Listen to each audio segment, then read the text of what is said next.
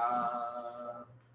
देवादिदेव महावीर भगवान की जय, गोमतेश्वर बाहुली भगवान की जय, कदरवती भगवान की जय, जिनको बहुत आसान भाई दिन वाणी माता की जय, कुन आचार्य भगवान की जय, नेविचंद सिद्धांत देव की जय, ब्रह्मदत्त सूर्य देव की जय, ऋषि से जगह ब्रह्माचार्य वर्षीय आचार्य कांत सागर जी महाराज की जय, तत्टी पट्टाधीशाचार्य सुमणि गुरुवर्षी धर्म सागर जी महाराज की जय, मम शिक्षक ज्ञान सुमणि आचार्य सागर जी महाराज की जय, तीन महाराज की जय। महाराज की जय, समस्त मुनि स्वामी की जय। नमस्कार।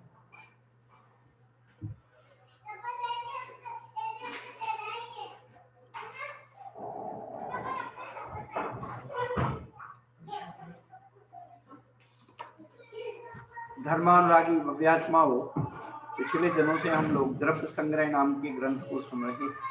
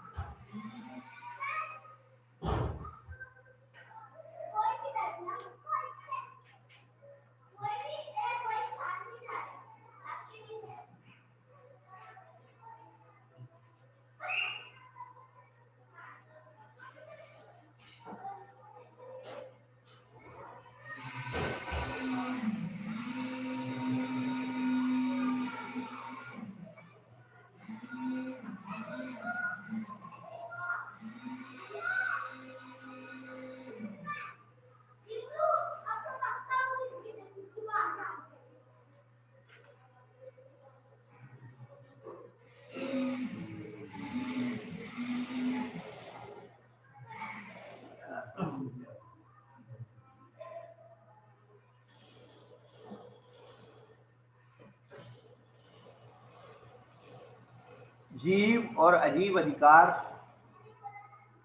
के बारे में बताया था। प्रारंभ में जीव अधिकार की 9 गाथाओं 9 अधिकारों के द्वारा जीव तत्व की सिद्धि की। जीव का इस विश्व में अस्तित्व क्या है, जीव की अपनी स्वयं शक्ति क्या है, जीव कहाँ कहाँ कैसे कैसे पाया जा सकता है, इस सब का वर्णन जीव अधिकार में जीव तत्व के द्वारा, जीव पदार्थ के द्वारा, जीव वस्तिकाय के द्वारा और जीव द्रव्य के द्वारा होता है। तो विश्व में जो हमारी सबकी आत्माएं जो सुन रहे हैं, सब वो सब जीव।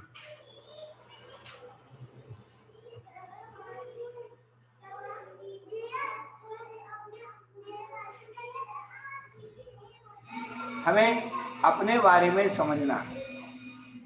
हमारी अपनी समझ कब होगी, ये अपन को पहचान है।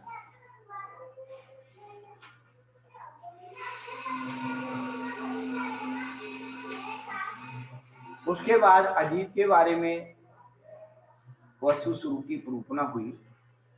अजीब भी बड़ा अजीब है, अजीब भी बड़ा अजीब है। जब किसी में एक आश्चर्यता देखते हैं, कुछ हट करके देखते हैं, तो उसे अजीब कहा जाता है। बड़ा अजीब आदमी है, बड़ी अजीब सी चीज देखी, जो अब आज तक नहीं देखी, बड़ी अजीब सी चीज देखी, बड़ा अजीब सपना देखा। ऐसे जो आश्चर्यकारी होते हैं कि ये पुद्गल, धर्म, अधर्म, आकाश, काल, ये अजीब हैं। ये स्वयं में एक आश्चर्य है कि इनके अंदर जो है कुछ अलग से भरा हुआ है, जिसको व्यक्ति अजीब मानता है। तो अजीब के बारे में भी बताया, और उसके बाद जीव और अजीब दोनों का मेल करके आश्रव, बंध, सम्म, निद्रा और मोक्ष, पुण्य और पाप, ये जीव और अजीब की संयुक्त अवस्था, मिली हुई अवस्था है। पहले जीव को विशेष रूप से बताया, फिर अजीब को विशेष रूप से बताया। अब जीव और अजीब का क्या कनेक्शन है, क्या पार्टिसिपेशन है, वो उसके बारे में फीलिंग दे रहे हैं कि जीव और अजीब मिलकर के आश्रव करते हैं। काय वांग मनः कर्म योगा सा आश्रव। शरीर वचन और मन ये पुद्गल हैं और इनके द्वारा जो क्रिया होती है उसे से ही आश्रव होता है। और यहाँ पर आश्रव को चूंकि अध्यात्म ग्रंथ से ज्यादा भेद नहीं किए, भाव आश्रव द्रव आश्रव कहकर के दो भेद कर दिए। कर्णानी योग 57 आश्रव बता देता है, 5 मिथ्यात अवृत्ति प्रमाद कसाय योग आदि मिलाकर के। पन मिथ्यात योग 15 द्वादश अवृत्ति जानो, पंचर 20 कसाय मिले सब 57 जानो। फिर उसके 108 भेद हो जाते हैं जीव के हिसाब से, अजीब के हिसाब से निर्वर्तना निक्षेप सहयोग निसर्गाधिकरणम, इससे भेद हो जाते हैं। तो जीव और अजीब के भी आश्रव होता है, जीव और अजीब से भी आश्रव होता है। ये चीजें जो है हमें समझने योग्य हैं। और हमारे परिणामों का जो आकर्षण है अजीब के प्रति जो हो रहा है, विकर्षण हो रहा है, इसी को समझना है।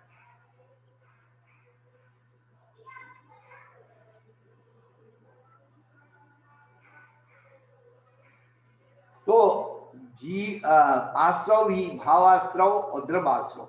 तो आत्मा के जिस परिणाम से कर्म आता है उस परिणाम का नाम भावाश्रव, और जो उसके माध्यम से कर्म खिंचा चला रहा है वो द्रवाश्रव। ऐसे ही आगे मिच्छति विरजिपमा लोग को आगे उच्च बिंदे या पन पन पन दीचे तो हम तो भेदा सुखो बस है। पूर्वाश्रव भावाश्रव के भेद है, मिथ्यात व्रति प्रमाद कषाय आदि विभावाश्रव।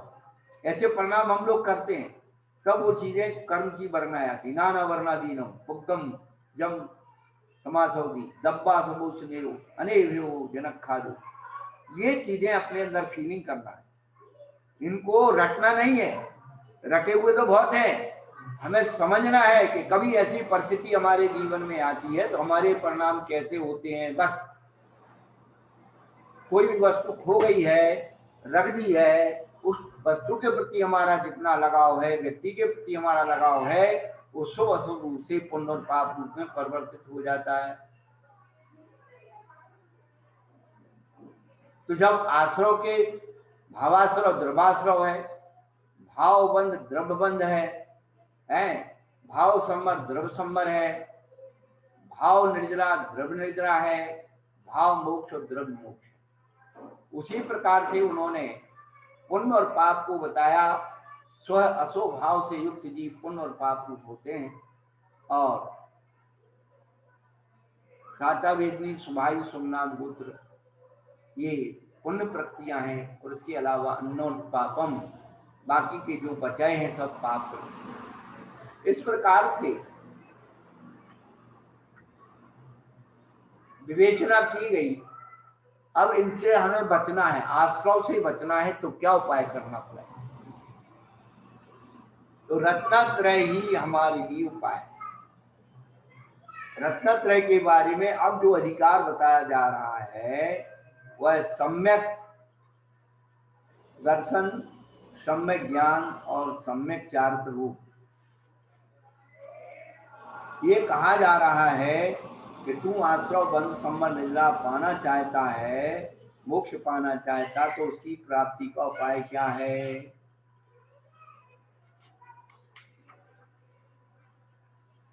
अभी तो वो बताया है जो अपने जीवन में चल रहा है, लेकिन उसकी प्राप्ति कैसे होगी?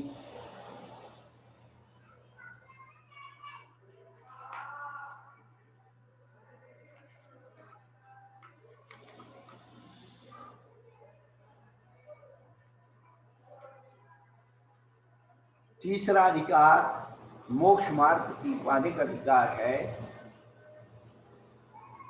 गाथा नंबर 39।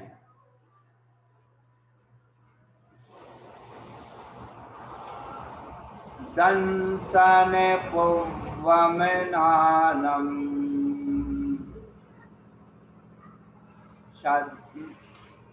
दंसन नानचर सम्मत सम्मदंसनानं चरणं मुखस्य कारणं जाने भवहारानिच्छेदो तत्तीयमय्यो नियो अप्पा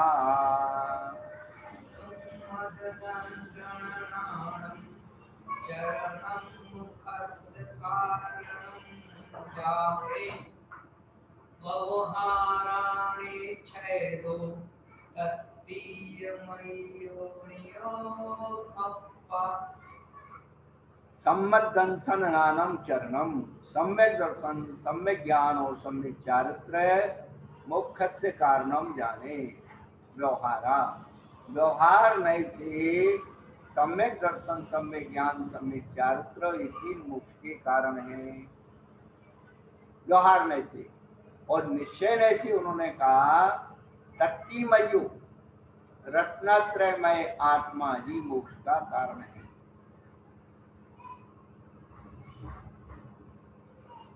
कारण का कारण बता रहे हैं। सम्यक दर्शन, सम्यक ज्ञान, सम्यक चारित्र, व्यवहार नहीं से मोक्ष का कारण, लेकिन निश्चय नहीं से रत्नत्रय मैं आत्मा ही मोक्ष का कारण। बचपन से ही सम्यक दर्शन, सम्यक ज्ञान, सम्यक चारित्र के बारे में सुनते आ रहे। ये हम सबके जीवन का प्रमुख सूत्र है। हर कार्य सम्यक दर्शन, सम्यक ज्ञान, सम्यक चारित्र क्या है, इसको हमें समझना है।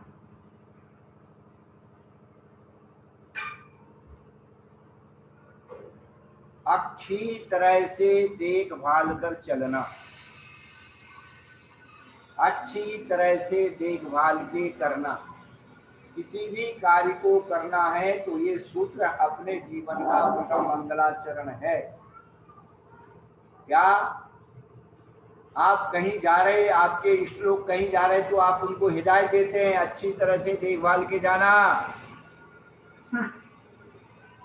आप अपनी रसोई में अच्छी तरह से देखभाल के काम नहीं करोगे, रसोई बिगड़ जाएगी। अच्छी माने सम्यक, देखना माने दर्शन, भालना माने ज्ञान और चलना माने चारित्र। ये सूत्र अपने सारे व्यवहारिक जीवन में लग रहा है। कहने का अभिप्राय ये है कि सम्यक दर्शन के बारे में अपन अभी रत्नकर्ण श्रावकाचार में पढ़ रहे हैं, तत्वार सूत्र में पढ़ के आए हैं।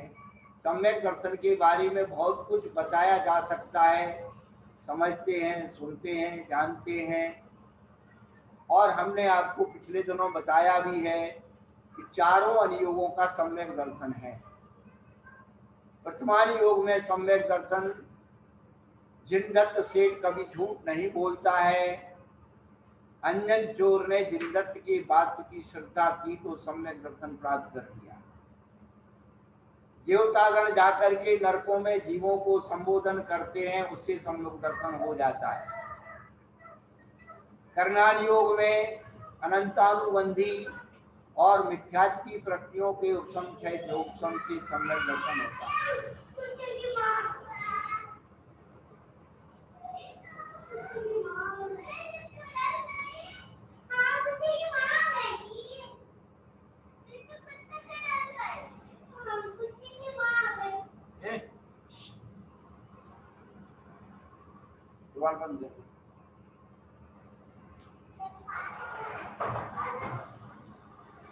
चरणान योग में सच्चे देव साथ गुरु की 3 मूर्ता रहित, 8 अंग सहित, 8 मद रहित, 6 अनायतन रहित श्रद्धा करना सम्यक दर्शन चरणान योग।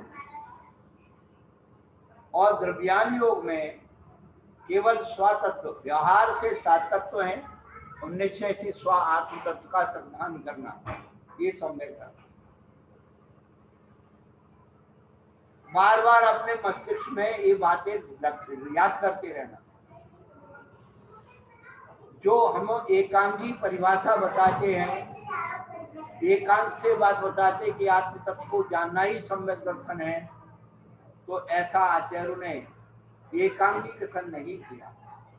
उसे शुरू से ही उसके आत्मबल की जागृति करने के लिए दृष्टांत आदि के द्वारा उसकी विशुद्धि बढ़ाने के लिए प्रथमान योग जरूरी है। बार बार हम यही बात कहते हैं, अनयोग क्रम से यदि हम वस्तु स्वरूप को समझेंगे कभी नहीं भटकेंगे। एकांगी एक अनयोग से समझ लेंगे, हमारी रोज भटकन हमारे लिए होगी। तो यहाँ पर सम्यक दर्शन, सम्यक ज्ञान, सम्यक चारित्र ही मोक्ष का कारण है। वो व्यवहार नय से है और निश्चय नय से रत्नत्रय में आत्मा ही मोक्ष का कारण है। सीधी सी बात बताइए। किसी ने ये पूछा कि रत्नत्रय में आत्मा ही मोक्ष का कारण क्यों है?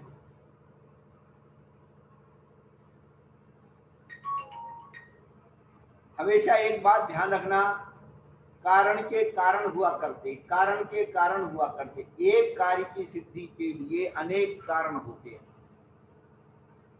कार्य कारण संबंध का भी ज्ञान होना, निमित्त उपादान का ज्ञान होना, हे उपादेय का ज्ञान होना, मुख्य गुण का ज्ञान होना, निश्चय व्यवहार का ज्ञान होना, तभी हमारे जीवन में जो है श्रद्धान और यथार्थ तत्व की सिद्धि हो सकती है। व्यवहार निश्चय का ज्ञान नहीं है, निमित्त उपादान का ज्ञान नहीं है, मुख्य गुण का ज्ञान नहीं है, हे उपादेय का ज्ञान नहीं है, तो व्यक्ति उस वस्तु स्वरूप को नहीं कहता।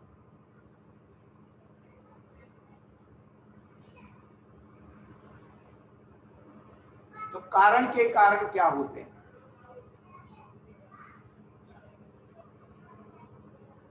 आटा कारण है, गेहूं कारण है आटा बनाने में, गेहूं कारण है आटा बनाने में, आटा कारण है रोटी बनाने में, रोटी कारण है भूख मिटाने में। तो एक कार्य है भूख मिटना चाहिए, वो कितने कारण आपने, कारणों में भी कुछ उदासीन कारण है और कुछ प्रेरक कारण है। रोटी बनाने में प्रेरक कारण 4 है, उपादान कारण जिसके बगैर रोटी नहीं बन सकती। आटा चाहिए, पानी चाहिए, अग्नि चाहिए और बनाने वाला चाहिए। इन 4 के बगैर रोटी, अब आप पानी, आटा और अग्नि बना के रख दो तो रोटी थोड़ी बन जाएगी, बनाने वाला भी चाहिए। लेकिन इनमें से एक की कमी हो गई तो रोटी नहीं बन सकती। ये मुख्य कारण है। गौण कारण क्या है? चकला है, बेलन है, चिमटा है, ये सब गौण कारण है। इनके बगैर भी रोटी बनाई जा सकती है? नहीं है, हाथ से बना दी, बेलने की जरूरत नहीं पड़ेगी। अग्नि पर जो है ऐसी डाल दी, तवे की जरूरत नहीं पड़ेगी। तंदूरी रोटी में तवे की जरूरत नहीं पड़ती है।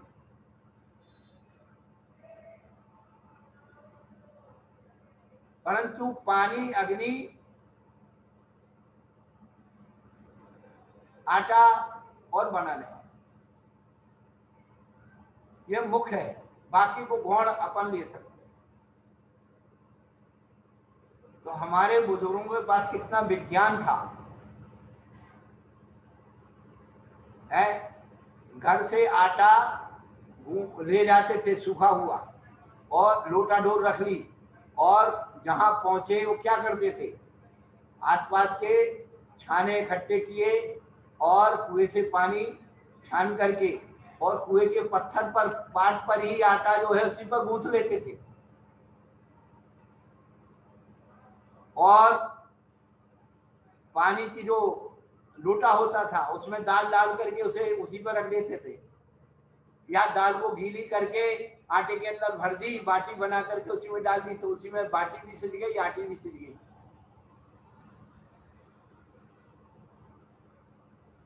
आरम सारम सब कम हो जाता था।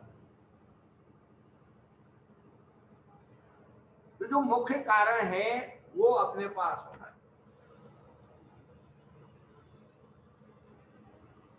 तो रत्नत्रय ही मोक्ष का कारण क्यों है ये बता रहे हैं। आत्मा ही, रत्नत्रय में आत्मा ही मोक्ष का कारण क्यों है।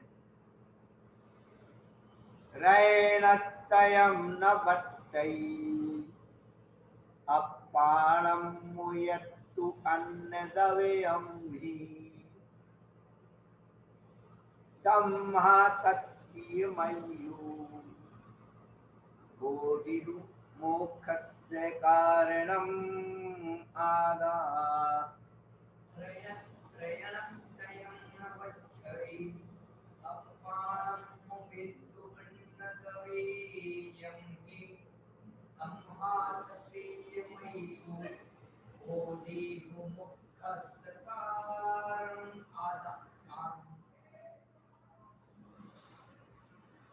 रैणत्यम न भट्टै,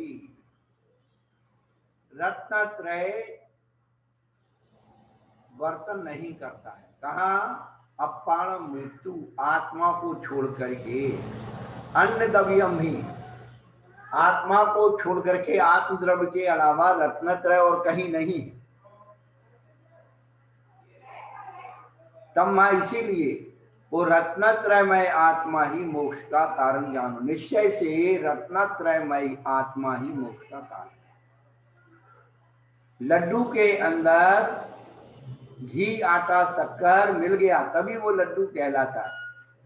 ऐसे जिसके अंदर रत्नत्रय है वही आत्मा है। हमने लड्डू को स्वीकार कर लिया तो घी, आटा, शक्कर तो अपने आप आ गया, अलग से उसका कथन नहीं किया। लेकिन जब तक हमने लड्डू नहीं बनाया तो घी अलग है, आटा अलग है, शक्कर अलग, सब तीनों अलग अलग पड़े हुए और उसी के लिए लड़ाई हो रही।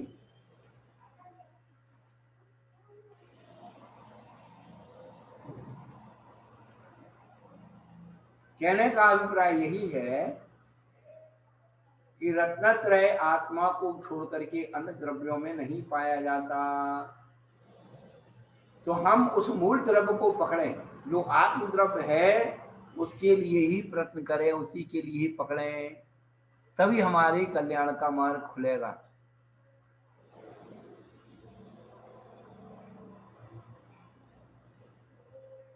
अब जिस रत्नत्रय को हमें प्राप्त करना है वह कैसे प्राप्त होगा? सम्यक दर्शन। क्योंकि ये द्रव्यान योग का ग्रंथ है, इसलिए उन्होंने मूल रूप से द्रव्यों की निरूपणा की है। अभी आपको बता ही दिया कि वर्तमान योग में सम्यक दर्शन किससे हो जाता है?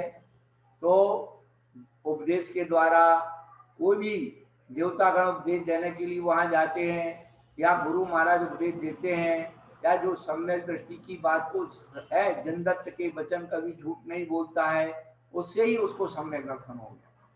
तो देवसाद गुरु निमित्त तो है, लेकिन जो देवसाद गुरु को मानते हैं ऐसे सम्यक दृष्टि आत्माएं भी दूसरों को सम्यक में निमित्त कारण बन जाती।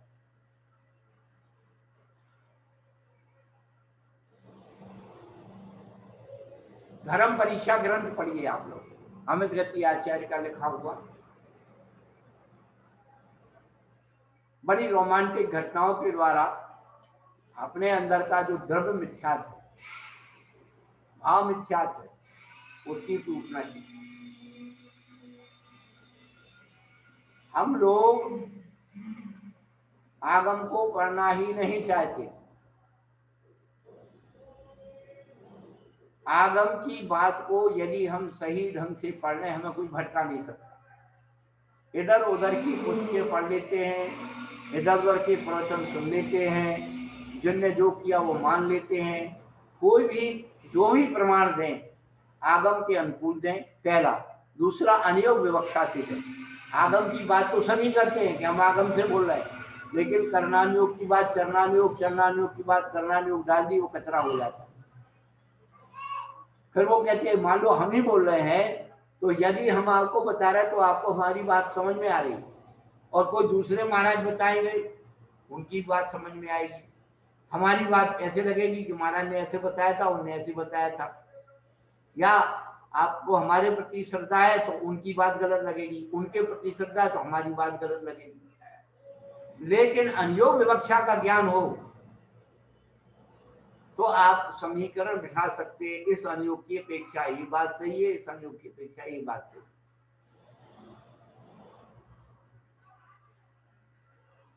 कोमल जी समझ में आ रहा? क्योंकि अपन लोग जो है ना भटके हुए भगवान है, ये मानते हैं उन महाराज ने यही बात बताई थी, ये भी महाराज बता रहे हैं, अब उनकी बात माने सही क्या इनकी बात माने सही। तो हम तो अनियोग विवक्षा से बोल रहे हैं, नए विवक्षा से बोल रहे हैं। एकांतिक बोलेंगे तो हम ही फंस जाएंगे।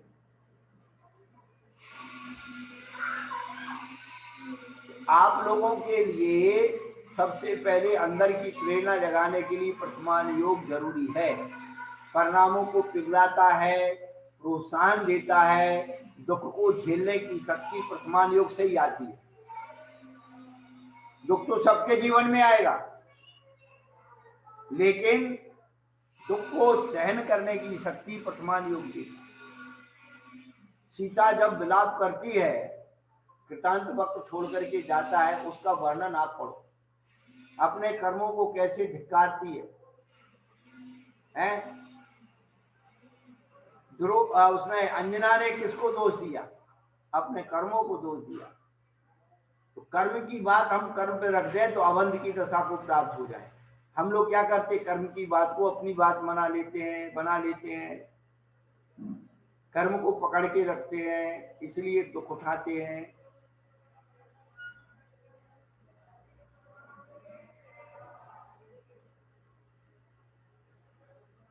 तो ये द्रव्यानियों का ग्रंथ है। अपन जिन आत्माओं ने द्रव्य तत्व पदार्थ की अनुभूति की है, उनके प्रति श्रद्धा रखना चरणानियोग का सम्यक।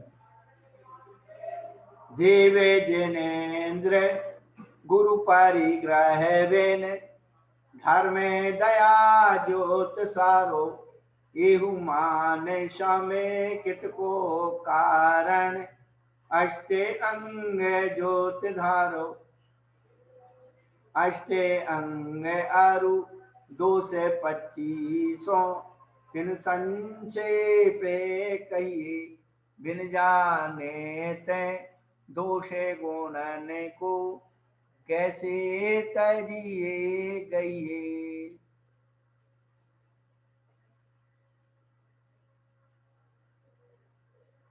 ये जो चीज है अनियोग विवक्षा से हमें वस्तु स्वरूप को समझना। ये द्रव्यानुयोग का ग्रंथ है, द्रव्य की बात कही जा रही है। जीवादि सद्दहनम सम्मतम रूव मप्पेणोत्तम तु दुरभिनिवेश विमुक्तम नानम क्षम्मं ओदिसरीजं हि जीवादिसद्दहं सम्मत्तं रूपमप्पणोतं तु दुर्भिनिवेशविमुक्तं नानं सम्मं ओदिसरीजं हि। जीवादि 7 तत्वों का यथार्थ सिद्धांत करना सम्यक वह आत्मा का स्वभाव है। अब ये बात पूछना है, जो जवाब देगा ना इनाम मिल जाएगी, बढ़िया वाली ना। सम्यक और सम्यक दर्शन, सम्यक और सम्यक दर्शन में क्या अंतर है? बहुत दिन से अपन सुन रहे हैं,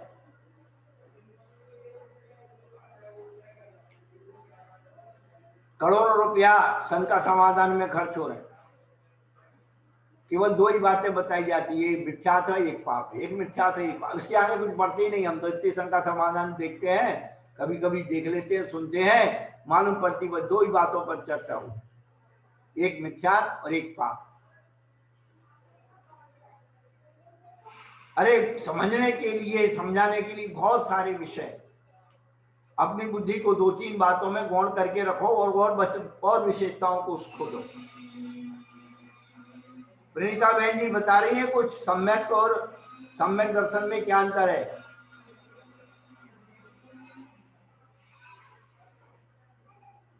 बोलिए। नमस्ते महाराज जी। हाँ, सम्यक्त्व ये जीव का गुण है हाँ, और सम्यक दर्शन उस गुण की पर्याय है। क्या बात है, देखा। अरे क्या बात है प्रणीता जी, आप तो बहुत बढ़िया। सिद्धों में आपने ही सिखाया है। अच्छा, हमने ही सिखाया था। अच्छा, हाँ। सिद्धों के 8 गुण हैं, उसमें सम्यक गुण है, सम्यक दर्शन नहीं है। सम्यक्त्व है। तो पूज्यपाद आचार्य ने सर्वार्थ सिद्धि ग्रंथ में लिखा है, आत्मा सम्यक दर्शन पर्याय आविर्भूति। आत्मा में सम्यक दर्शन रूपी पर्याय का आविर्भाव होता है। जो पर्याय होती है वो भेद रूप होती है, गुण होता है वो अभेद होता है। अभेद होता है। इसलिए गुण है, सम्यक गुण है। सम्यक दर्शन नहीं कहा जाएगा सिद्धों का, सम्यक गुण कहा जाएगा। अभेद है, अखंड है। उपशम क्षय उपशम इस सम्यक दर्शन के भेद है।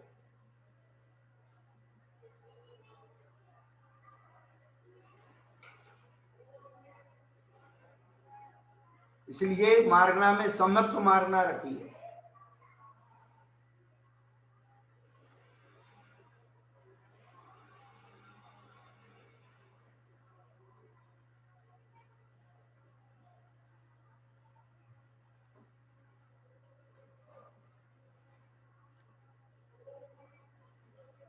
तो जीवादि सदहनम सम्मतम, जीव आदि का श्रद्धान करना यही सम्यक है। पहले तो व्यक्ति का श्रद्धान कराया, किसका? वर्तमान युग में जिंदत से झूठ नहीं बोलता है, और उसका मित्र देव उसे समझाने गया, उसका श्रद्धान कर दिया। और चरणानी योग में जो द्रव्य तत्पदार्थों का अनुभव करने वाले हैं गुरुराज देव सात गुरु, उनका श्रद्धान करना। और द्रव्यान योग में जीवादि तत्वों का श्रद्धान करना, जीवादि द्रव्यों का श्रद्धान।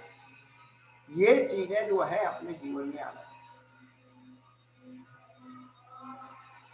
लास्ट जीवादि सदहनम सम्मतम रूप मकुनुतंतु, यही आत्मा का निश्चय रूप है। जो द्रवी निवेश मुक्कम नानम सम्मम कुबोधि सहितम, जिस सम्यक दर्शन के होने पर हमारा ज्ञान भी सम्यक हो जाता है।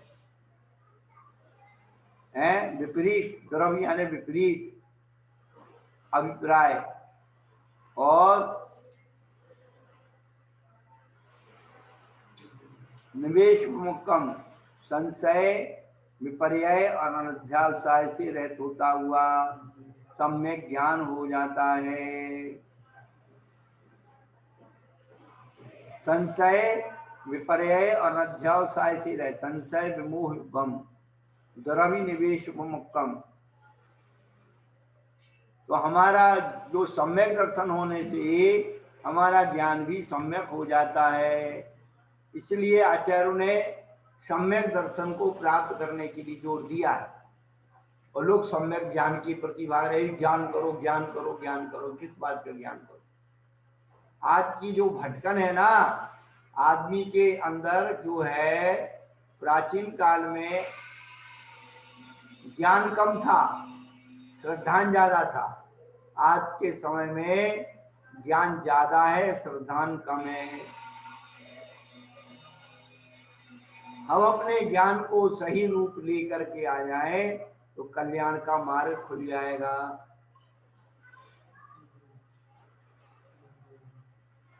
तो हमारा ज्ञान सम्यक ज्ञान कब बनेगा? सम्यक दर्शन होने पर। और सम्यक दर्शन कब होगा? जब हमें जीवादि पदार्थों का श्रद्धान करना है, ज्ञान नहीं करना, श्रद्धान करना है, उसके अस्तित्व को मान लेना ही श्रद्धान है। श्रद्धान क्या है? किसी भी चीज के यथार्थ अस्तित्व को श्रद्धान स्वीकार कर लेना ही श्रद्धान है।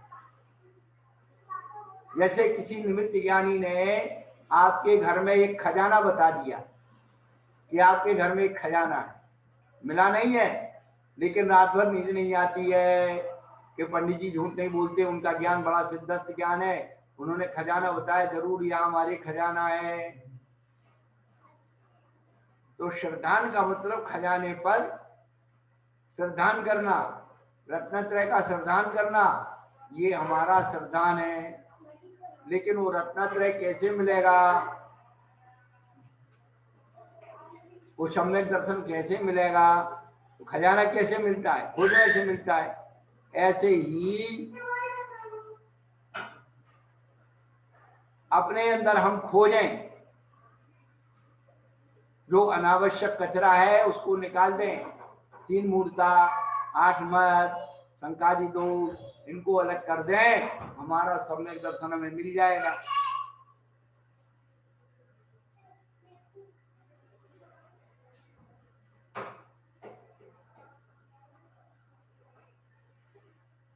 तो यहाँ पर जो बताया जा रहा है कि सम्यक दर्शन का महत्व क्या है। बचपन से ही सम्यक की चर्चा चल रही है, सम्यक और मिथ्यात्व, पुण्य और पाप, परंतु आज तक अपन समझ ही नहीं पाए। जिसने जो बताया वो मान लिया, उसी की बात सच्ची लगने लगती है। जिसके प्रति रुझान होता है उसी का श्रद्धान हो जाता है, उसी का पक्ष हो जाता है। लेकिन धर्म तो पक्षपात रहित है, धर्म में पक्षपात नहीं है, संप्रदाय पक्षपात करता है, धर्म कहीं पक्षपात नहीं करता, इसीलिए उसको धर्म कहा है। क्या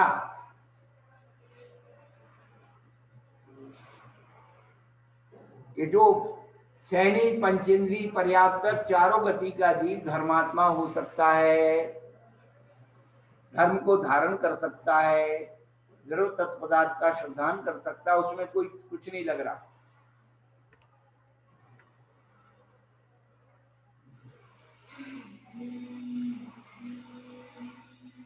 कहने का अभिप्राय है कि हम लोग सम्यक दर्शन को कैसे प्राप्त करें।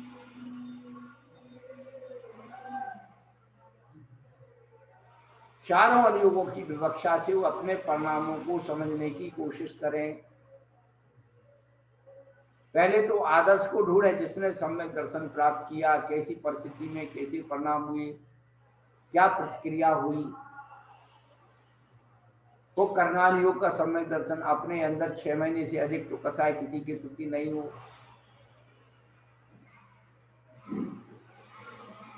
और जिन सच्चे देवसात गुरु का स्वरूप जिन्होंने द्रव्य तत्पदार्थ को आत्म साक्षात्कार किया, प्रयोग में लाए रत्नत्रय को, उनके प्रति सच्चा श्रद्धान करना, फिर उनका श्रद्धान भी द्रव्यानुयोग में विलक हो जाए।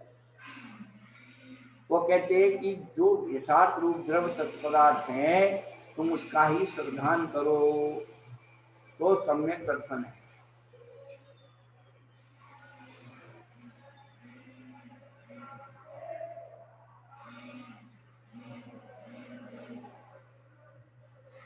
सच्ची श्रद्धा का नाम, दृढ़ता का नाम सम्यक दर्शन है।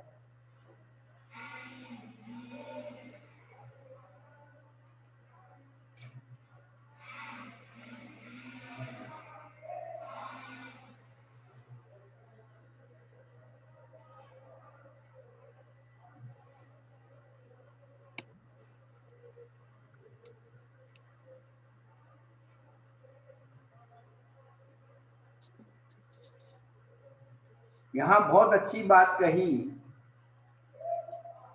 विस्तार से वर्णन बताया कि सम्यक दर्शन के होने पर ज्ञान सम्यक ज्ञान हो जाता है। जो कहा गया है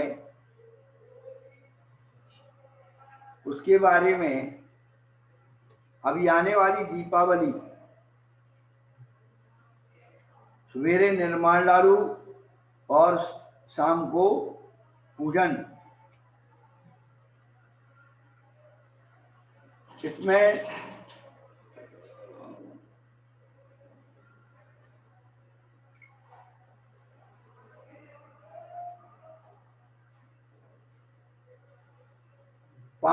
पांच सौ ब्राह्मणों को के पढ़ाने वाले गौतम अग्निभूति, वायुभूति, इंद्रभूति, अग्निभूति, वायुभूति, ये 3 नाम के थे। ये तीनों जो विद्वान थे वे चारों वेदों के जानकार थे। ज्योतिष का, व्याकरण आदि 6 अंगों के, स्मृति आदि 18 स्मृति ग्रंथों के, महाभारत आदि 18 पुराणों के, मीमांसा, न्याय, विस्तार आदि समस्त लौकिक शास्त्रों के ज्ञाता। तो भी उनका ज्ञान सम्यक के बिना मिथ्या ज्ञान ही था। परंतु जब वे प्रसिद्ध कथा के अनुसार श्री महावीर स्वामी तीर्थंकर परमदेव के समुश्रण में मानसम देखने मात्र से ही आगम भाषा में दर्शन मोहिनी, चारित्र मोहिनी के उपशम और क्षय से आध्यात्म भाषा में निज आत्मा के सम्मुख परिणाम तथा कालादि लब्धियों के विशेष से उनका मिथ्यात्व नष्ट हो गया। तो आगम और अध्यात्म 2 बातें कही। तो आगम के हिसाब से दर्शन मोहिनी, चारित्र मोहिनी का जब तक उपशम, क्षय से उपशम नहीं होगा तब तक सम्यक नहीं होगा। और अध्यात्म भाषा में जब तक निःशुद्ध आत्मा के सम्मुख परिणाम और कालाब्धि आदि के विशेष से मिथ्यात्व आदि नष्ट हो गया है, तभी उनका वही मिथ्या ज्ञान सम्यक ज्ञान हो गया।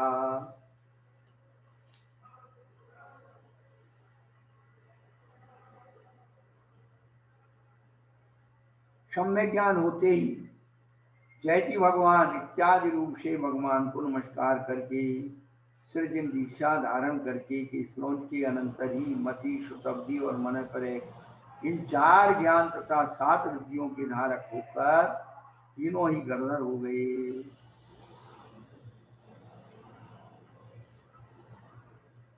गौतम स्वामी ने भक्त जीवों के उपकार के लिए द्वादशांग सूत्र की रचना की। फिर वे तीनों ही निश्चय रत्नत्रय की भावना की बल से मोक्ष को प्राप्त हुए। वे 1500 ब्राह्मण शिष्य मुनि दीक्षा लेकर यथासंभव स्वर्ग और मोक्ष में गए। लेकिन 11 अंगों का पाठी होकर भी अभवसेन मुनि सम्यक के बिना मिथ्याति ही रहा।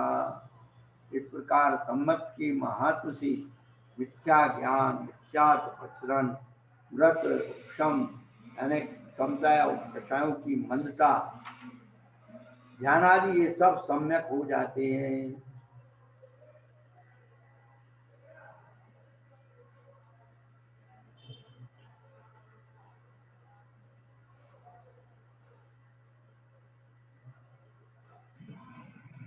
नमोस्तु महाराज जी। हाँ, जो अपना ज्ञान है, अंदर जो ज्ञान है वो सम्यक्त्व के बिना मिथ्या ज्ञान होगा। हाँ, तो अपने निज आत्म तत्व पर, देव शास्त्र, गुरु, जीवादि 7 तत्व, द्रव्य पदार्थों पर सच्चा श्रद्धा चाहिए। और क्या, जो वस्तु जिस रूप में अवस्थित है वह उसका भवतत्व है। यानी ये बताइए, हम पूछना चाहते हैं कि जो इंद्रभूति और अग्निभूति, वायुभूति, ये तीनों 500 शिष्यों के गुरु थे, और जब उन्होंने मानसम को देखा तो उनका जो अज्ञान था वो कहाँ चला गया?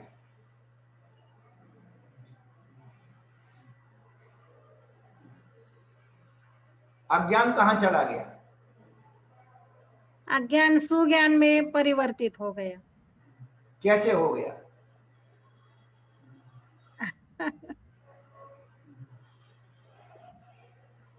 उनको मानस स्तंभ जिनेन्द्र भगवान को देख के अपने तत्व, अपने आत्म तत्व पर श्रद्धान हो गया, जिनेन्द्र भगवान पर श्रद्धान हो गया।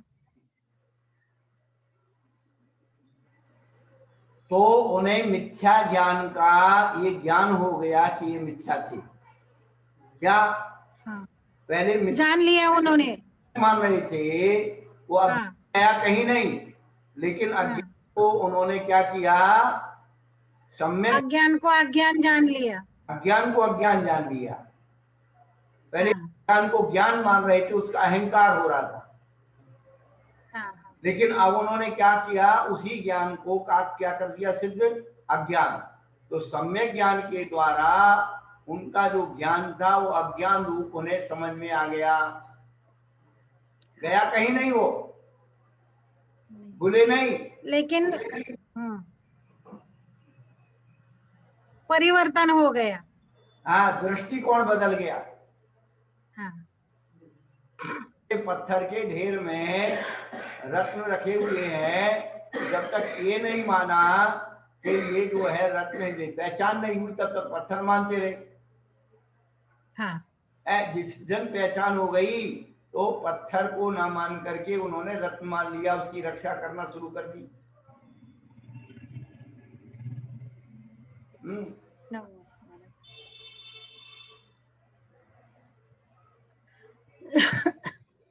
तो ज्ञान कहीं जाता नहीं है, डिवाइडेशन हो जाता, अज्ञान को अज्ञान रूप वह सिद्ध कर लेता है। नकली नोट है, नोटों में मिला हुआ है नकली नोट है, अब उसको पहचान आ गई तो आज जो उसके है वो उसको क्या करता है, अलग कर देता है। इधर यहाँ शास्त्र चलता है ना, तो उधर यही विषय आया था कि जब तक अपना ज्ञान है, ज्ञान तो सम्यक ज्ञान है, लेकिन अपने अंदर जो ग्रहण कर रहे हैं, जब तक अपना सम्यक्त्व श्रद्धा नहीं होता तब तक अज्ञान है। लेकिन तब विषय ठीक तरह से समझ में नहीं आया था, अभी समझ में आ गया। तो अज्ञान कहीं जाता नहीं है, अपने लाइट जलाई और उजाला हो गया। हाँ, या कहाँ चला गया, कहीं नहीं गया, लेकिन उजाला आ गया। वही परमाणु जो है उजाले रूप में परिणत हो गए, जैसे परिणमित हो हरा आम था, हरा आम, हाँ, पाल में डाला वो पीलापन आ गया। हाँ, तो कहाँ से, आम तो वही है, उन परमाणुओं का परिवर्तन पीले रूप में परिवर्तन हो गया, परिवर्तन पक गया, वो पक गया। वैसे ही अपना ज्ञान मिथ्या ज्ञान सम्यक ज्ञान में परिवर्तित हो गया, दृष्टिकोण बदल गए, दृष्टिकोण बदल गया, इसी का नाम सम्यक है। नमोस्तु महाराज।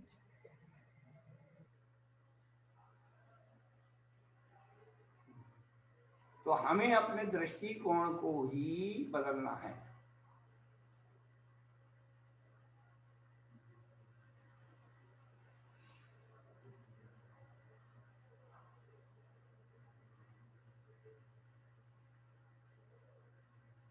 तो यहाँ पर आचार्य भगवान ने ये बताया है कि जीवादि सदहनम, तो उन्होंने इसकी टीका लिखते समय इंद्रभूति और अग्निभूति वायुभूति के दृष्टांत दिए और ये बताया कि अभव्य सेन मुनिराज अंगो पूर्व के पाठी होते हुए मिथ्या दृष्टि थे, लेकिन जो शिवभूति मुनिराज थे उन्हें कुछ भी ज्ञान नहीं था, नमोकार मंत्र भी नहीं आता था, लेकिन उनको बता दिया तुम्हें क्या याद रखना है, तुष यानी छिलका, मांस यानी दाल, छिलके और दाल का जैसा संबंध है वैसी आत्मा और शरीर का संबंध है। तू अनुभूत कर ले, इसका श्रद्धान कर ले, तू सम्यक दृष्टि हो जाएगा।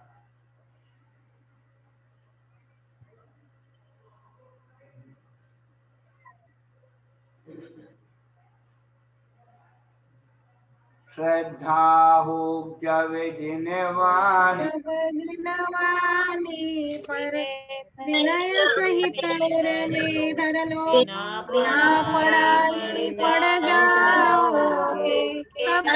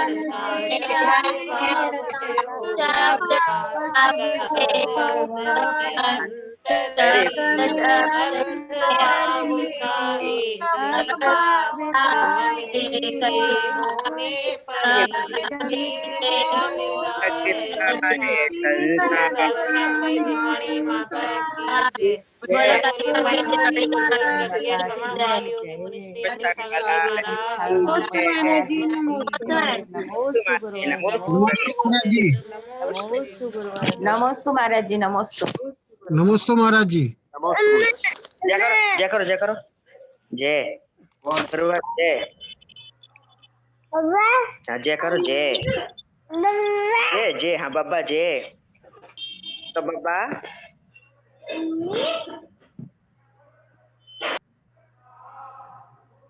डॉक्टर साहब कुछ पूछना चाहते हैं क्या?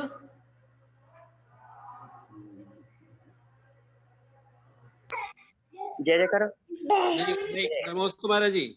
हाँ बहुत अच्छा विवरण, आप बहुत अच्छा प्रस्तुति चल रही है महाराज जी, बहुत ज्ञानवर्धक है। मूल बात है अनियोग विवक्षा से समझाया जाना चाहिए। लोग हाँ। भटकते क्यों हैं? अनियोग विवक्षा नए विवक्षा को नहीं लगाते और एक ही तरफ से खींचते, इसलिए फिर वो बात उसी में रह जाती है कि ये सत्य है कि ये सत्य है।